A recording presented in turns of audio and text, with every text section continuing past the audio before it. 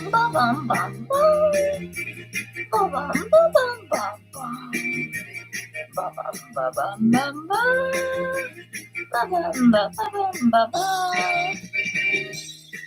はい。熱い。藤子さんでございます。本日もお付き合いよろしくお願いいたします。この番組はお休み前の約1時間、10時5分ぐらいから11時ぐらいまでの間、皆様と楽しい時間を共有して、いい夢見れるライブを目指しておりますので、皆様積極的に参加してくださいませね。で、番組の前半はこのようににゃんこに夕飯の残りのカリカリと鰹節を用意しておりますので、猫の姿がそこそこ楽しめると思いますので、猫目的で参加される方は、ぜひ番組の冒頭にスマホを握りしめ、パソコンの画面にかぶりつき、息も止めて、瞬きもせず、ご視聴いただくことをお勧めしておりますよ。そして、そのままくたばらないようにご注意くださいませ。ちゃんとチャンネル登録とグッドボタンを押して、スパチャを投げてからくたばるようにしてくださいね。で、今、画面に収まっておりますのが、白茶のゆりさん。画面に収まっておりませんが、三毛猫のたまちゃん、グレーのぐーちゃん、チャトラのまさるくん、白黒のくーたくんと、我が家には全部で5匹のかわいい猫ちゃんがおりますよ。ねえ、5匹のかわいい猫ちゃんがいる生活ってどんな感じなのかなっていうのをちょっと楽しんでいただけたらいいんじゃないのかなと思いますよ。で、猫のことをもうちょっと詳しく知りたいよと思われる方は、概要欄のところに猫紹介してありますので、そちらを読んでいただけたらいいんじゃないのかなと思いますよ。で、同じく概要欄のところに Amazon の Wish リストのリンクが貼ってありますので、そちらからシーバをポチッとご購入いただければ、我が家に届く便利なシステムとなっておりますので、にゃんこにシーバーあげようかなと思われる方は、そんな便利なシステムをご利用いただくことをお勧めしております。はーい。北海道さん、今日はアンケートないのかな？すいません。思いつかなかったよ。時間なかった。なんでよ。おしっこされてんじゃんか。よいしょ。今日はゆりたん絶好調だったのにな。後半また、あれか。残念。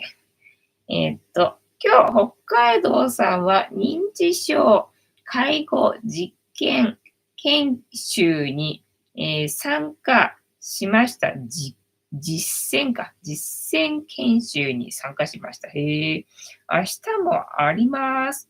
どんな、なんだ、いつもだって実習してるんじゃないのかね。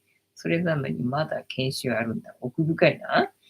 北海道さ、ババンがバンバンバンって音程がそうなんだよ。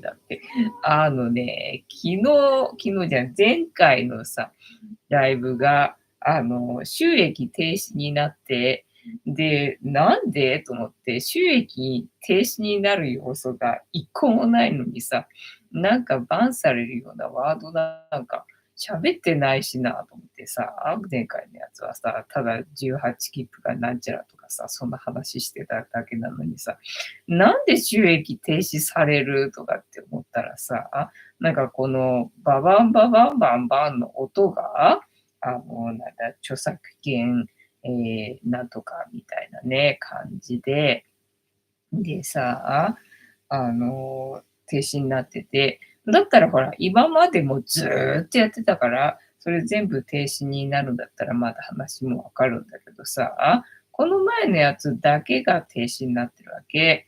だから今回のももし停止になるようだったら、オープニングの音を変える、オープニングを変えるしかないなと思ってんだけどさ。もし今回のでね、停止にならないんであれば、ただYouTube の腹の具合が悪かったっていうことでいいんすかねみたいなね、判断をちょっとしてみようかと思って、音程をね、いつも以上に外していつも以上に外してね。だからもしかして前回のオープニングは、音程がちゃんとしっかり取れていてね、オリジナルと判断されたのかなとね、思いまして、今回はちょっと外して、だいぶ外して歌ってみましたっていうね、実験よ。認知症っぽい実験をね、参加いただきありがとうございます。てーたまさん、今夜もジャスティーさん、ありがとうございます。藤子さん、皆様、こんばんは。放送は本日もお付き合いよろしくお願いいたします。てーたまさん、北海道さん、研修お疲れ様でした。ヨッシーさん、ジャスティーさん、ありがとうございます。カニタンさん、ジャスティース、こんばんは。放送は本日もしぶとくやっておりますよ。けんたまさん、収益無効ですか？そうそうそう。青春18切符の、裏技のお話をしたのがいけなかったのかもね。それならまだ話もわかんないけどさ、理由がこのババンババンバンバンだっつうからさ、と思ってこれだって何年もやってんじゃん。なんなのよって感じね。だって、なんだっけ、フリー音源のとこから拾ってきてるのにさ、ね、だからフリー音源のとこから拾ってきても時々そうやってさ、停止になるんだよね。なんだけど、後でね、それが解除されましたって、しばらく後になる時もあるんだけど、何年も後になる時もあるんだけど、なんかね、解除されましたみたいになる時もあるんだけどさ、だからこれ何年もやってるやつ全部停止になったらさ、このチャンネル収益なくなっちゃうからと思ってさ、ちょっとね、どうなっちゃうのかしらって感じなのよ。北海道さん、北海道さん的には、以前やってたゴーンが好きなんだよな。そうそう。私も別にさ、あれはね、いいと思うんだけど。別にいいと思うんだけどな、あれはな。なんかすっげえ不評だったんでね、もうしょうがないから泣く泣くやめたんだよね。たけしのね、お箱だったのにな。てんたまさん、かにたんさん、こんばんは。収益無効は初ですか？いや、何度かあるのよ。そうやってフリー音源使ってるんだけど、それがね、意地悪な人がいてさ、それをね、勝手に、著作権取っちゃう人がいて、でね、その音源使ってる人みんな収益停止みたいに、なることがちょいちょいあって、前にね、一時問題だったんだよね。ゆっくりがそれでさ、使用できないみたいになった時あったじゃんか、一瞬。で、あまりにもね、ひどかったんで、その著作権取った人が、やっぱやめましたみたいな感じになってね、使えるようになったけどさ、こんな感じでね、なんか時々、異議申し立てっていうかさ、それで認められて、それなくなりましたっていうのが時々あるんだよね。北海道さん、このチャンネルの収益マイナス、マイナスやめて、マイナスやめてくれ払えねえから。じゃあ、ジャスティスしましょうかね。これから皆様と一緒に乾杯しようと思いますので、お付き合いよろしくお願いいたします。で、乾杯の時に、ジャスティスって言いますので、お付き合いよろしくお願いいたします。はい、では行きますよ。せーの。ジャスティス、氷すっかり溶けちゃったな。結構入れたつもりだったんだけど、あっちいな。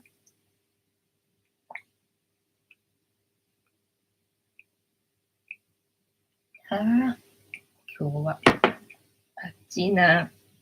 扇風機をさ、ずっとだから私に向けてね、やってんだけど、でも全然風がぬるくてな。でさ、それのせいで、今日はゆりたん絶好調だったんだけどさ、でもまあ何度かおしっこしたわけよね。その時にこのさ、おしっこシートでさ、こう頑張って受け止めたりとかさ、もうすかさず拭いたりとかするんだけど、もうこの扇風機の風でこれがさ、飛んじゃってっていうのもううまい具合に使えなくて、結局持ってたのに受け止めきれずみたいな感じでね。扇風機は扇風機でまたこのシートが使えなくなるしさ、みたいなね、感じだって今日は。扇風機との戦いだったな。どうだったっけ。北海道さん、メッセージが撤回されました。てんたまさん、Google さん、先日、ピクセル8を、購入した企業利益に貢献する優秀な視聴者です。許してください。はい。視聴者です。はい、許してください。許してください。北海道さん、ジャスティス。テッタワさん、ジャスティス。ありがとうございます。で、何だったっけ、何の話だったっけ、収益停止。だからあれだ、年末のさ、年末のあれはもう全然ね、もう絶対ダメだろうと思ったからさ、ね、収益にはなってないけどさ、案の定みたいなな、もうすぐ警告来たもんな。第三者のコンテンツを使用しておりますみたいなね。まあ、そりゃしょうがねえ、使っていくからみたいな感じで。あれはもう覚悟の上でやったけどさ、って感じだったけどね。他のやつはさ、フリー音源のとこ拾ってきてるのにさ、時々そういうのあんだよね。えーっと、北海道さん、天玉さん。ヨッシーさん、収益ゼロは厳しいですが、そこまで落ちれば、残りは上昇しかありません。元気を出してください。元気だな、俺。なんでこんな元気なんすかね。北海道さん、藤子さん、ブラジャー透けてますか？ブラジャーしてないよ。ブラジャーしてませんからって感じね。ノーブラや、ノーブラ。はい。で、何だったっけ？何の話だったっけ？今日は、朝は、えーっと、火曜日今日火曜日今日火曜日か。火曜日だな。そうそうそう。だから今日なんかね、雑務に追われて、この時間を迎えちゃったね。雑務に追われて、この時間迎えちまったんだけどね。で、そう、なんかちょっと備蓄モードになってきたんでね、今日はお買い物に行ったんだよね。まあ、それで時間食ったんかなっていう感じなんだけどさ、なんかね、利用制限されてたメルカリがさ、解除になって、で、しばらくね、もうめんどくさいからほっといたんだけどね、まあ、買えませんよって連絡来てたんでさ、まあ、ちょっとね、もう一回取り組まなきゃな、なんて思ってたんだけど、まあ、なかなか解除されず、もうこれダメかもしれないと思ってな、もうメルカリ使えないかもしれないとかって思ってて、もうメルペイも残ってたのに使えないじゃんと思ってさ、やさぐれてたんだけど、まあそれ解除されたんだよね。だから解除されたんだけど、長らく放置してたからさ、待っててくれた人たちももうね、解決したかなと思ったらさ、みんななんかね、購入してくれたんだよね、ちゃんとね。だからそれの利益があって、なんか気づいたらね、4000円ぐらいね、残高があったんだよね。で、4000円ぐらいあんだと思ってさ、じゃあね、買い物行くかと思って。で、今日はさ、なんだっけ、杉友の日だった。杉友の日だったんで、じゃあ今日は杉薬局でお買い物するか、メルペイだなと思って。で、今日はね、なんかメルカリでね、2つぐらい売れたわけよ、1000円ぐらいのものがさ。だからまた2000円入っていくんだと思ってさ、じゃあと思ってね、で、そのさ、メルカリの商品発送するのにさ、ファミマに行くんだけど、ファミマの隣にドラッグストアがあるわけよね。で、そこで、ずっとそこで買い物してなかったわけ。だから、なんだっけ、フリマアプリが売れなかったんで、ファミマに行くこともなくて、で、ファミマに行かないということは、そのドラッグストアにも行かないっていうことで、で、そこでトイレットペーパーを買ってたわけよね。D ポイント使って。D ポイントがさ、すぐにさ、なんだっけ、期限が来るじゃんか。なんでね、いつも期限が切れますよみたいなお知らせが来るたびに、そのドラッグストアで D ポイントを使ってお買い物をしてたわけよね。お買い物つってもさ、ほぼ買いたいものがないんで、まあトイレットペーパー買うみたいな感じだったんだけど、もうずっと買い物してなかったからさ、トイレットペーパーの在庫がもうね、なくなってたわけよね。まあ、備蓄してしまい込んでる分はあるんだけど、そこから引っ張り出すのはちょっと嫌なんで、ね、普段使い用のね、取りやすいところにあるところの備蓄が、もうなくなってたんで、トイレットペーパーも買わなきゃいけないんだけどなぁ、なんていうふうに思ってたんだけど、今日たまたま売れたんでね、なんか1個売れたら、出し行って、で、1個売れたら出し行ってって、2回行ったんでね、2回トイレットペーパー今日買いてね、だからね、空だった棚がね、パンパンになって、よかったよ。2回行って2回ともトイレットペーパー買うってな。だから同じ店員さんじゃなかったらいいななんて思いながらさ、行ったんだけど、同じじゃなくてよかった。まあ覚えてないとは思うけどね、いちいちね。あれ、この人さっきトイレットペーパー買ったよなとかさ、D ポイント使ってこの人トイレットペーパー買ったよな、また来たよとかって、まあ思わないと思うけどさ。思わないとは思うんだけど、それ気にしてんのただ本人だけだとは思うんだけどさ、ね、だから、ね、同じ人じゃなきゃいいけどと思ったけど、同じ人じゃなくて、よかったよ。今日はトイレットペーパー買ったよ。はい。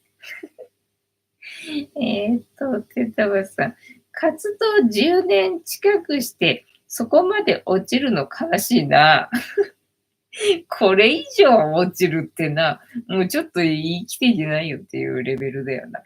てんたまさん、やさぐれ藤子の生涯ね、もうほんとさ、そうだよ。だから、やさぐれ藤子の、なんとかかんとかってライブやってたよな、これ、始めた頃。いろいろとな、ライブのタイトルがね、長いからさ、変わるんでな。ただ、やさぐれ藤子のなんとかかんとかっていうライブのタイトルの時もあったよな、確かな。おしりさん、涼しそうね、寂しそうって。涼しそうなシャツですね。はい、もらい物です。今日浅草行ったら暑そうだな。スケスケのシャツを着た男性や女性が多くいました。流行ってるのかな。私も買ってみようかな。涼しそう。そうだね。スケスケ流行ってんのか。そう、そういえば、昨日ね、浅草行ったんだな。で、人力車の人たちがさ、ね、暑そうだよね。さ、照りつける、コンクリートの道路の上をさ、走ってね、行くわけじゃんか。でさ、なんか最近はさ、そういう外仕事の人ってさ、ファンがついた、服とか着てるけどさ、人力車の人はさ、まあ多分、なんか伝統、工芸的な感じっていうのかな。そういうスタイルを崩すわけにいかないんだろうからね。だから頭にね、なんか傘をさ、かぶってやってたんだよね。あ、そっか、夏はああいう傘をかぶるんだね、なんて思ってさ。まあでも、だからって涼しくなるわけじゃないからさ。もういや、暑そうだな、あれはかわいそうにな、みたいな。で、若い女性がさ、人力車やってて。で、ね、なんか日本人乗せてたみたいで、なんか日本語喋ってたけれどもさ、まあ汗だくでね、いやーで笑顔でさ、だからさ、あんなね、滝のような汗かいちゃうとさ、男性だったら化粧してないからいいよ。女性だとね、化粧しなきゃならないからさ、化粧落ちたろうからさ、いや、あれはな、大変だな、なんて思いながら、昨日見てたかな。そっか、スケスケのシャツが流行ってんのか、今年は。北海道さん、あるあるですね。どこだったっけ？あ、トイレットペーパーの話か。さ、よしさん。中国では男性が T シャツを、首までまくり上げて、お腹丸出しで街を、闊歩しているらしいですよ。もう中国はさ、何でもありだよな。ほんと中国ひどいよな。ヨッシーさん、てんたまさん、それは見たくないですね。見たくないよな。てんたまさん、中国政府から市民に注意喚起されたらしいです。あ、されるんだ、やっぱり。さすがにされるんだ。北海道さん、今日の藤子さんの目、かわいい。はい。ね。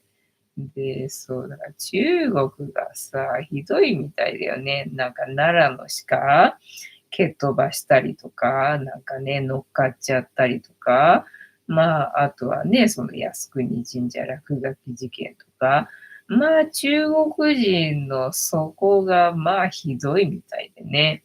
でね、大久保かなの飲食店の人が、なんか世の中多様性だなんだ言われてますが、嫌な思いをしてまで仕事をしたくないので中国人お断りですって書かれてるさ、お店があって、中国人、韓国人お断りですっていうお店がね、ツイッター、X に載っててさ、そうなんだと思ってね。で、そっか、中国人だけじゃなくて、韓国人もなのかと思ってさ、中国も韓国も同じ感じかと思ってさ、なんだみたいなね、そこで初めて気づくみたいな感じなんだけど、ね、でもみんなね、岸田の宝はいらんっつって。そっか、岸田の宝って呼ばれてんだと思ってな。みんな岸田の宝はいらんって言ってるよな、最近な。うーんと、テンタムさん、鹿キックは中国人でしたか？そうそう、中国人なんだよ。で、鹿の方がね、もう中国人なのか、日本人なのか、なんか見分けがつくようになったらしいんだよね。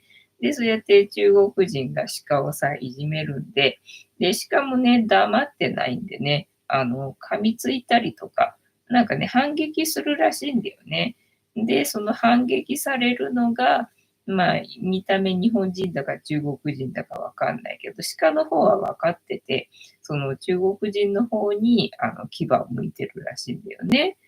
で、ね、なんか、あの、なんだ、しつけがなってないだっけ？どういう話だったっけ？忘れたけどな。なんかね、またそれはそれで、なんかね、いじめていいみたいなことになってるんだっけ？なんかそんな事件が今起きてるかな。北海道さん、中国人の一部のことです。日本人も変わらないかも。いやー、でもね、前はそう思ってたけど、なんか違うと思う。違うと思う。まあね、中国人の一部のことといえば一部のことで、まあそれは合ってるんだけど、全員が全員ってわけではないのは分かってるけど、だから私偏見を持ちたくなくて、で、世界中の人と友達になりたかったわけよ。で、それにはどうしたらいいんだろうって考えたらさ、エアビーっていうものが始まって、で、これ絶対やりたいと思ってね。で、やったわけよ。親の反対とか無視して。それのおかげでさ、世界がうちに来てくれたもんでさ、まあね、そこそこさ、まあ世界中ってほどではないけれどもね、そこそこ世界にお友達ができたわけよね。だからまあある程度普通に日本で住んでて日本人とね、とかしか、しか、関わってない人に比べたら、私はだいぶ偏見はない方だとは思うけど、まあその事件を見る限りちょっとな、ちょっとどうかなって思うよね。北海道さん、そもそも人を見下すことは良くないと思います。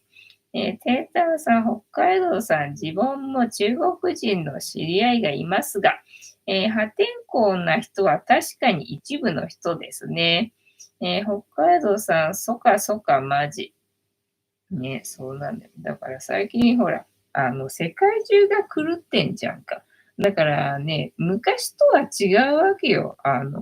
ね、あの、なんていうんだ、なんだわかんない。言葉が出てこない。昔と違うんで、なんか私と関わった中国人は確かにね、いい人ばっかりで、だから結構その時は日本人は結構中国に対して偏見あったけど、あ、そうではないんだなって、だからまあ今逆に中国やっぱりダメなのかって思ってるところがあるんで、中国製品の食べ物は買わなくなったりとかまたしてるんだけど、一時はね、だから日本の食べ物よりも中国の食べ物の方が安全なんだなっていうことが分かって、だからね、中国製だからなんちゃらっていうので、あんまりそこで判断せず、買い物してた時あったよな。これとこれで比べた時どっちのが安全だろうって考えた時に、なんか中国製だけどこっちの方のが安全そうな気がすると思ったら、中国製のもの買ってたけど、結局中国製のものはどうやらやっぱりダメらしいっていうことが最近になっては分かったんで、最近になってからは分かったんでね、また最近は中国製のはちょっと避けたりしてるかなみたいな感じ。そうで、今日さ、コーヒーアイスっていうのをちょっと作ってみたくなって、前は豆腐に、きな粉混ぜてさ、で、凍らしてね、きな粉アイスにしてうめえとか言ってたんだけど、それになんかちょっとコーヒー混ぜてみたくなって、コーヒーアイスを作りたくなって、なんかそれのために豆腐を今日さ、買いに行ったわけよね。で、豆腐買いに行ったんだけど、で、いつもはオーガニックの豆腐があって、で、それを買ってたんだよね。だから最近、国産大豆100%の豆腐があるんで、それはオーガニックとは書かれてないわけよ。で、オーガニックとは書かれてないけれども、国産、北海道産の大豆100%で、ね、原材料、他に変なもの入ってないから、ね、っていうのと、で、値段もそっちの方が高いわけよ、オーガニックの豆腐に比べると。で、オーガニックの豆腐は、ね、オーガニックなのに安いところが、なんかね、どうなんだろうっていつも思いながら、どうなんだろうって思いながら、オーガニックのマークついてるから、これがね、安心できるかなと思って、安いしね、助かるわと思って、で、それを買ってたんだけどね。で、今日はそれを買うつもりだったんだけど、で、その隣に高いね、国産の、北海道の大豆100%で作られてる豆腐があって、ね、値段全然違うわけよ。どうしようかなと思ったんだけど。でもね、買い物は投票だから、今は日本を応援したいと思ったんでね、オーガニックの方は、中国産の大豆を使ってるわけ。でも、オーガニックなんだよね。で、日本の方は日本の大豆100%なんだけど、オーガニックとは書かれてないわけよ。書かれてないんで値段が高いわけ。で、そこでいつもね、悩むんだけど。で、国産の方が30%引きのシールとか貼られてると、そっちを買うんだけど、そうでないときはこっちのオーガニックの中国製の方の大豆をね、の豆腐買ってたんだけど、今日はどっちもね、何もなかったんで、どうすっかなと思って。だってアイス作りたい実験のためにさ、実験のために買うのに、この国産の豆腐使っちゃうのもったいない気がすると思って、どうしようと思いながら、でも買い物は投票だからなと思って、で、今は日本を応援したいと思ってな。だからこっちの、国産の豆腐を今日は買ってきて、いや、これにコーヒー混ぜるのもったいねえ。もったいねえなと思いながら今日帰ってきてから、その豆腐にコーヒー混ぜて、混ぜして、もう全然混ざんないの。いや、混ざんねえなと思って。混ざんないだろうと思ったからさ、コーヒーは、一応お湯で少し入れてね、溶いたんだけど、ただほら、きな粉とかさ、粉物だったら混ざるんだけど、豆腐にさ、水分だから全然混ざんなくて、だからなんかね、粉っぽいものが入ればもうちょっと混ざると思うんだけど、今うちに米粉もないしな、米粉があったらいいんだけどなと思いながら、米粉ねえなと思って。で、片栗粉ならあるな、片栗粉ちょっと入れてみるかと思って片栗粉入れてさ、一応ちょっとは混ざったんだけど、あんまりね、混ざってなくて。でね、凍らしてみてから味見してみたんだけど、まあ、凍ってる部分はまあまあ別に食べれなかねえなと思ってさ、食べれなかねえなと思ったんだけど、なんか真ん中辺の方はね、まだね、固まってなかったんだよね。で、そこを食べてみるとさ、やっぱりね、ちょっとナッツっぽい味すんだね。豆腐をさ、冷凍させてね、醤油じゃなくて、なんだ、砂糖でっていうのか、食べるとさ、なんかやっぱりナッツっぽい味がするんで、そうするとね、なんだろう、コーヒーに合わなかねえだろうなと思ったんだけど、いや、なんかちょっと違うなっていう感じがして、ちょっと違うなっていう感じがしたのでね。で、これからはやっぱりきな粉入れるのが一番いい気がすると思ってね、きな粉欲しいと思って、きな粉と米粉が欲しいと思って、で、今日は杉尾薬局に行ってね、米粉と、で、きな粉もさ、なんかね、最近は国産の方がどうやら安いみたいでね、国産のね、その北海道産の大豆100%のきな粉が安かったわけよ。あれと思って。この値段はなんかすげえ怪しいんだけど、でもね、北海道産の大豆100%だから、まあ大丈夫だよね、と思って、で、それを買ってきた。みたいな、お話でございました。メッセージが撤回されました。ヨッシーさん、日本に移住した中国人の方が言われていたことですが、中国では人の争い、口喧嘩が、頻繁で、私も言い返していたが、日本に住んで性格が穏やかになったとのこと、そうそうそう。よくさ、ショート動画にない、日本に、染まる前、日本に染まった後っていうさ、ビフォーアフターのさ、外国人の動画がね、面白いよな。そう、だからうちに来た中国人も言ってたよ。中国は、どんだけ大きい声を出せるかっていうのが、その人のね、いいところっていうの。なので、みんな競ってでっかい声を出すんだって。だから自分も中国人と喋ってる時は、でっかい声になると言っとった。てったまさん、北海道さんのコメントが消えていくな。北海道さん、天玉殿少々忖度しました。天玉さん、ヨッシーさん、日本に住んでみると、性格が穏やかになっていく説ね、なんか食べ物とかもあるみたいだからな。北海道さん、メッセージが撤回されました。メッセージが撤回されました。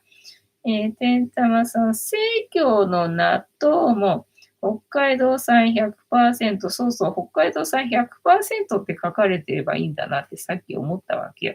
だから、さっき見てた動画がさ、どこもかしこも、国産ってね、全部豆腐とか納豆とか見ても、全部国産って書かれてるけど、値段がまちまちっておかしくないですかっていうのでね、安いのも国産って書かれてるし、で、高いのも国産だし、ね、おかしいよねっていうので、なんかからくりがあるらしくって、だから100%って書かれてないものっていうのはどうやらね、まあ、一粒入ってても、国産、大豆使用。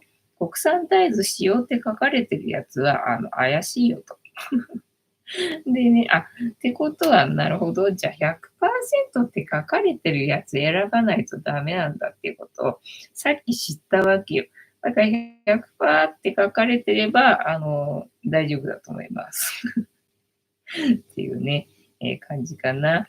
まあ、あとはそれ以外のね、金とかさ、のところにね、なんかいろいろ入ってるやつもあるわけよね。そこがね、安いとどうかなって思うわけよ。高いやつだったら、まあ別にね、それが変なもんではないんだろうと思うんだけど、安いやつで、なんかね、これ何に使ってんのっていうものが入ってるとちょっと怪しいと思っちゃうかなっていうね、感じかな。何の話してたっけ。あとは何だったっけ。今日ね、あずき島ってそういえば私言ってたかも。あずき島言っててさ、普通にあずき島言っててさ、で、みんな誰も訂正しなくなったもんだからさ、諦めてさ、なんかね、ずっとあずき島で通してるじゃんか。で、今日父親が来たんだよね。で、父親が来て、でね、そうだと思って最近何もあげてなかったから、最近何も作ってなかったんです。前はなんか作ってる時に来たりとかするんで、それをお裾分けであげたりとかしたんだけど、最近何も作ってないんでね。だから何もあげてなかったんで、そうだと思ってさ、そうめんあるなと思って。でね、せっかくだからと思ってさ、で、そうめん食べるかっていうふうに聞いたら、なんか今ね、パートナーの人が、大腿骨骨折で、手術してね、で、入院して、で、それでリハビリも経て、で、今は普通に歩けるようになってるはずなんだけど、ただ本人がね、もうちょっと怖がっちゃって、なんかあんまり歩けない状態になってるんだって。で、なんかそのリハビリっていうのか、病院かなに行くのも、ちょっと大変な状態なんで、来てもらって、マッサージかなの人に来てもらって、で、施術っていうのかなやってるんだけど、ただその人が言うには、どこももうね、おかしくないから、普通に、歩けるはずだと。普通に歩けるはずなんだけど、ただ本人が怖がっちゃってね、歩けない状態っていう感じらしいんだよね。だからそれなんで、前はそのパートナーの人が全部家事とか、やってる人だったんだけど、今何にもできなくなっちゃって、で、そのことでまたさらに自分を責めてまたさらに何にもできないっていうね、悪循環に陥ってるらしいんだよね、今ね。だから食べ物は全部、買ったものをね、食べてるんで、申し訳ないけれども、いいやって言ってたんだけど、だから、そうかと思ってね、思ったんだけど、小豆島小豆島のそうめんだな、有名なやつじゃんっていうのでさ、そうそうって言ってさ、もらったんだよ、つってさ。なんかね、急に目の色が変わって、急に目の色が変わって、せっかくだからもらおうかな。俺が茹でればいいんだもんなって話になってさ、そう、2分茹でるだけで食べれるからっつって、じゃあもらっていこうかなって急に変わってさ、小豆島のそうめんかっていうとこでな。でね、あずき島行った時にさ、とかって、なんか多分、あずき島って言ってたんじゃないのかなって今思って。思ってさ、こいつ間違ってんぞと思ってさ、もうアホなのかってきっと思ってたんだろうなって今思って。多分あずき島って言ってたんじゃないかなと思うんだよ。すっと小豆島って私出てこないから、すっとあずき島って言っちまうからさ、多分あずき島って言ってたと思うんだよね。なんかあずき島に行った時の動画をね、撮流した時に、そうめん食べなかったんでね、なんかぜひそうめん食べてくださいって送ってもくれたんだよねっていうふうに言って。だから多分ね、あずき島って言ってたと思うんだよね。こいつアホなのか。こいつアホなのかって多分ね、思ってたと思うんだよね。言ってたと思うよ、多分な。あずき島ってな。北海道さん、やっぱり両親の関係は大切。北海道さん、パートナー。天玉さん、クララ状態ですね。クララってあれ、思い込みだったのハイジの物語見てないんでね、知らないんだけどさ。なんかキャラクターはね、よく見るんで知ってるけど、話自体はよく知らないんだよね。クララって思い込みであれ歩けない状態だったのか。センターはさ、目の色がそう、途端に変わってさ、そうめん食べるって言ったら、その時は、あ、今ね、そのね、調理ができないから、いらないって言ってたのがさ、ね、小豆島のじゃん、有名なやつじゃん、ってかって急に、急に態度変わったよみたいな感じでね、持っていきまして。で、一人前が、2束だからなんて言ってて、ああ、じゃあ、5束もらおうかなと。たっぷり空気満々やないかみたいなね、そんな感じで、5束持っていかれまして。北海道産小豆島。天玉さん、教育足らんがなって思われたのかも。そうそうそうそう。多分思ってたと思うよねっていう感じな。北海道さん、あずき、俺もそう読みます。なんだろうで、でもさ、思い込んじゃったら、それからさ、全然抜けないわけ。そっから、そっから訂正されないわけよ。なかなかスッとね、訂正されないのよね。だから普通にあずき島って言っちゃうんでね、多分言ってたと思うんだよね。けんたまさん、5束毎度でした。そうなんです、そうなんです。だから最初はじゃあ4束なんて言ってたんだけど、あ、5束もらおうかな。そうすればたっぷり食べれるよねって。なんでさっきいらねえ言ってたやんか、みたいなね。そんな状態でしたっていうね、お話でございました。じゃあ、どうしようかね。大工さん、藤子さん、皆様、こんばんは。本日もお付き合いよろしくお願いいたします。じゃあ、大工さんに来たからタロットカードでもいくか。本日もタロットカードタイムでございますので、78枚の中から今の私たちに必要なメッセージいただこうと思います。で、このシャッフルは皆様のストップの掛け声で止まりますので、ご協力よろしくお願いいたします。ストップありがとうございます。では、北海道さんからストップの掛け声いただきましたので、ここから6枚置きまして、7枚目のカード、今の私たちに必要なメッセージいただこうと思います。で、いきますよ。せーの。1、2、3、4、5、6。で、7枚目のカード、本日はこちらでございます。せーの。じゃじゃーん。無限大のカードだね。お金で遊んでおりますな。お金を回してるっていうことでいいのかな。お金回してるはいいけど逆位置だな。逆位置っていうことはどういうことだ。ペンタクルに、ペンタクル、に、じゃじゃん。どれにすっかな。これにすっかな。ペンタクルに、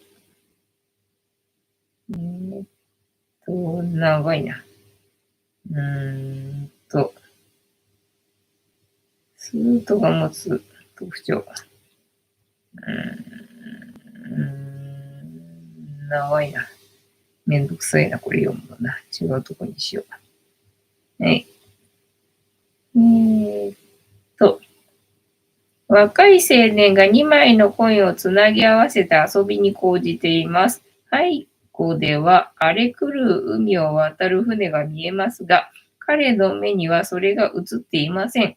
遊んでいるその姿からは陽気な雰囲気が感じられますが、彼の周りには誰もおらず、一人で遊びに講じていることがわかります。一人ぼっちか、俺と一緒だな。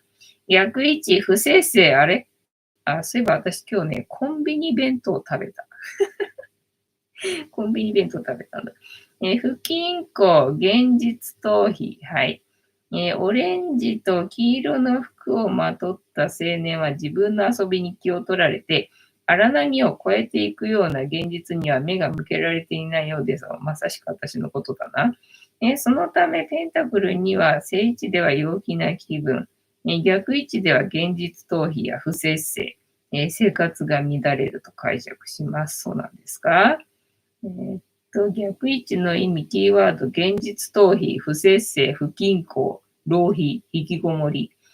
逆位置では、陽気さが失われ、あれ、現実から目を背けてお金を浪費して、あれ、遊びに明け暮れる姿を意味しています。浪費だったのか今日のお買い物は。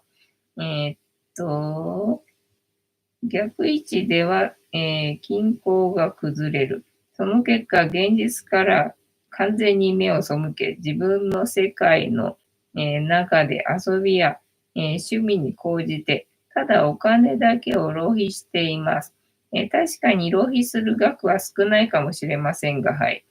彼はすでに現実に参加してないので、一人で引きこもるような状況に陥りやすいでしょう。私のことだな。その状況が致命的な問題になるのは、多少の時間がかかるかもしれませんが、はい。心はすでに現実から逃げ出しているのです。はい。生まれつきでございますよ。まとめございますか。まとめ。陽気で楽しい遊びのカードと言える意味を持っています。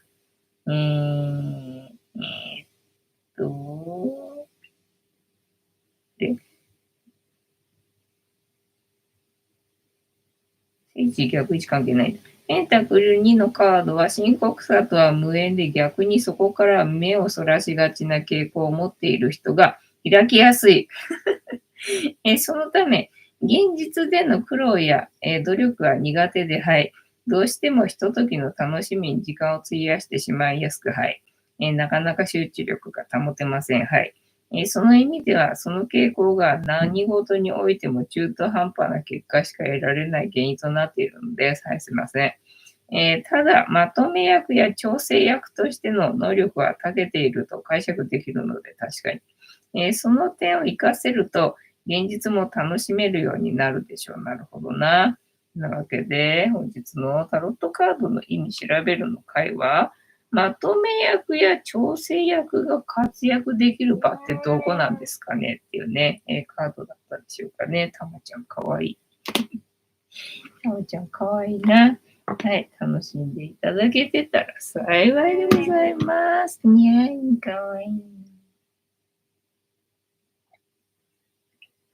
北海道さん、超特急が追い抜いちゃいました。北海道超特急が追い抜いちゃいましたな。酔っ払ってんだろ。北海道さんめっちゃ酔ってます。当たったよ。てんたまさん、お金回したいですね。巨額な額を。巨額な額って2回言ってんだな。違うな。回したような。大きい額を回したような。てんたまさん、北海道さん、さあ、お飲みなさい。さあ、お飲みなさい。はい。違うな、きっと。北海道さん、コンビニ弁当は普通食べるでしょう。いや、食べないでしょう。食べないでしょう。てんたまさん、今夜は生協の見切り弁当、コンビニ弁当より安全ですか？どうかね。どうだろうね。わかんないね。北海道さん、てんたまさん、なるほど。そう、今日さ、お昼ね、だから父親がさ、来るって話だったんで、そうすると時々ね、なんかお昼食べるみたいな話になる時があるんで、なんかね、食べないでいたわけよね。食べないでいたんだけど、今日はお昼食べるみたいな話にならなかったんで、お昼がなかったんだけどね。で、買い物行こうと思ったんだけどさ、杉薬局にさ、でもなんかお腹空いてるな。なんか食べたい気がするなと思って、どうしよっかなと思って、なんか思いつかなくて、ってね、全然思いつかなくて。なんかでも食べると思って。じゃあ、なんか買いに行くかと思って、だから今日ね、スーパーに何回行った？今日ドラッグストアに2回行っただろ。コンビニ2回行っただろ。で、スーパーにも2回行ったな。で、生協にも、生協じゃない、農協にも行ったな。農協行って今日はね、ピーマン買ってきたんだよね。ピーマン5個ぐらい入ってたかな。で、100円だったんで、もう5個入ってるならいいじゃないかと思って今日はさ、ピーマン買ってきたんだけどさ、まあ、それをなんかする気力がなくて今日は。買ったはいいけど、それをなんかする気力がなかったんでね、どうすっかなと思って。んで、ね、スーパー行って、そしたらね、やっぱりお昼過ぎてたんでさ、なんか2時前ぐらいだったんだよね。そうするとさ、弁当がね、その30%引きのシール貼られてるのがあるんで、よシール貼られてんのあるぜと思って、どうしようかなと思ったんだけどさ、で、おにぎりが結構ね、シール貼られてたんだけど、なんかね、弁当類もね、チキン南蛮弁当みたいなやつと、あとね、海苔弁。海苔弁がね、30%引きのシール貼られてたんだよね。で、この前ほら、なんか海苔弁がなんちゃらかんちゃらって話してたよなっていうのを急に思い出して、で、どっちのが、まあまあ安全かなってやっぱり考えるわけよ。チキン南蛮も海苔弁もな、どっちがまあまあマシかなって考えて。で、まあ、チキン南蛮の方はちょっとでかいわけよね。で、ね、海苔弁の方はさ、安いじゃんか。だからまあ、その分ちょっとちっちゃいんでね。だからまあ、こっちのがマシかなと思って。で、この前海苔弁がなんちゃらかんちゃらって話をしてたんでさ、まあ、海苔弁のがいいかな。なんか今日は海苔弁食べたい気分だなと思ってさ、昨日だか一昨日だか、ほら、鶏肉食べたじゃんか。だからなんか海苔がいい感じかなと思ってさ、海苔弁にしたんだよね。そしたらまあね、いろいろと最近の弁当はそうなってるのかと。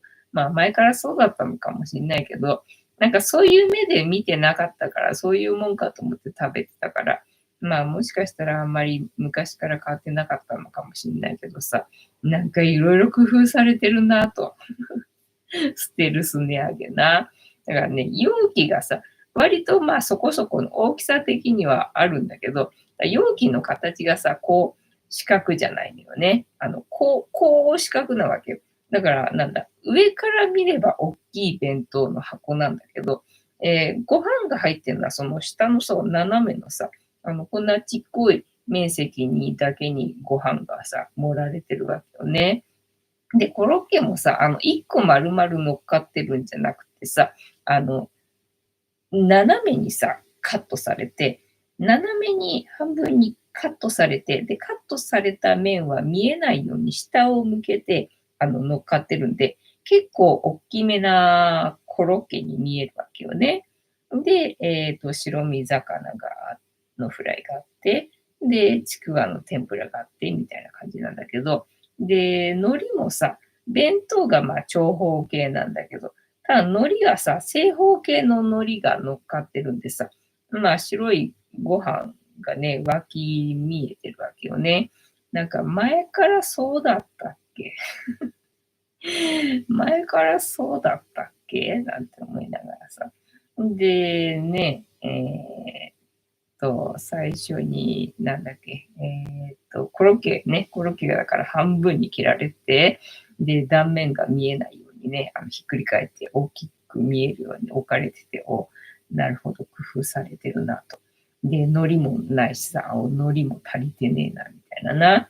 で、ご飯の方食べたらさ、全然おかかがないわけよ。で、あ、そっか、見えないからいいやと思って、もうおかかやめたんだと思ってさ、すげえな、工夫に工夫を重ねて、ずいぶんな、削ってるなと思ったんだけど、ただ最終的にはちょこっとね、その白身魚のフライの下あたりには、少しおかかがあったんだけどね。おかかあったんだけど、ただ、前からこんなだったっけ？さすがにもうちょっとなかったっけな。なんかほんのり風味は確かにさ、おかかの味するから、まあ、するっちゃするけどね。するっちゃするけどさ、海苔ペロって剥がした時にさ、なんか、っていう、なんかうっすらおかか塗られてるみたいな。そんな感じだったんでさ、すげえな。すっげえなって今日思いながらね、その海苔弁を3回に分けて食べました。コロッケだけどな、あとちくわだけどな、あと白身魚だけどね、3回に分けて、3回に分けて今日食べまして、てんたまさん変わらんでしょうな。かなり悩んだんだよ。かなり悩みまして。だからそのステルス値上げのおかげでな、まあ体にやばそうなものがね、量が少なくなったおかげであんまりね、食べられなくなって、よかったのかね、これ。よかったと捉えればいいのかな、みたいなね。底上げですね。そうそう、底上げ、底上げ。すげえなと思ってさ。北海道さん、弁当を食べたくなってきたな。てんたまさん、北海道さん、セイコーマートに行こう。セイコーマートはいいよな。ホットシフがいいよな。北海道さん、てんたまさん、ラジャ。てんたまさん、のり弁におかかは欠かせませんぞ。そうそうそう。おかか見えないからってやめたんだと思って最初そう思ったんだよね。北海道さん、ホットシェフに行ってきます。いいな。いいな。北海道さん、帰宅したら終わってる。はい、終わってます。てんたまさん、ホットシェフの弁当美味しそうね。おしーさん、海苔弁当、対価は悲しいですね。ね。おーと思ったわけよ、今日ね。というわけで本日も竹内ではございますが、いいお時間になってまいりましたので、そろそろお開きにさせていただきまして、調子が良ければ11時ぐらいまで毎日のようにやっておりますので、お時間合うときはお付き合いいただけると嬉しいです。で、私の人生の目的は私の笑顔で私とみんなを幸せにすることですので、チャンネル登録がまだの方はチャンネル登録とグッドボタンを押してスパチを投げといていただけると私が笑顔になりますので、よろしくお願いいたします。あと、ご無理でなければお友達へのシェアもよろしくお願いいたします。猫かわいいな。猫の姿が物足りなかったよって方は、このチャンネルには猫の動画がいっぱいありますので、そちらを全部見といていただけたらいいんじゃないのかなと思いますよ。てなわけで本日もお付き合いありがとうございました。次回も見てくれるかな？はーい、いいとも。じゃんけんぽい。はい。ではでは、いい夢見てね。おやすみなさい。バイバラー。